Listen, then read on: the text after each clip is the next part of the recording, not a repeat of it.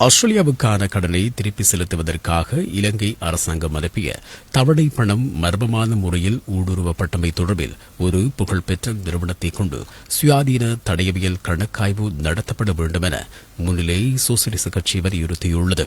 இந்த விடயம் குறித்து நிதி அமைச்சு நடத்தும் விசாரணைகள் நம்பகமானதாக இருக்காது என கட்சியின் கல்வி விவகார செயலாளர் புபுது ஜெயக்குடி தெரிவித்துள்ளார்.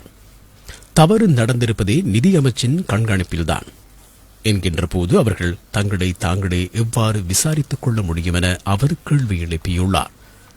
கடன் சுவையாற்றும் பொறுப்பு ஏன் மத்திய வங்கியிடமிருந்து நிதி அமைச்சுக்கு மாற்றப்பட்டது என்பதையும் புபுது ஜெயகுட கேள்விக்குட்படுத்தியுள்ளார். ஜனாதிபதி அனுரகுமார திசாநாயக்க டிஜிட்டல் பாதுகாப்பு குறித்து உறுதியளித்திருந்த போதிலும் இத்தகைய சம்பவம் நடந்திருப்பது பாரிய அச்சுறுத்தலாகும் என அவர் தெரிவித்துள்ளார். அனைத்து இளைஞர்களுக்கும் டிஜிட்டல் அடையாள அட்டைகளை வழங்கும் நோக்கில் தரவுத்தளம் உருவாக்கப்பட்டு வரும் சூழலில் இவ்வாறான ஊடுருவல் சம்பவங்கள் மக்களின் தரவு பாதுகாப்பு குறித்த அச்சத்தை ஏற்படுத்தியுள்ளதாக அவர் குறிப்பிட்டுள்ளார்.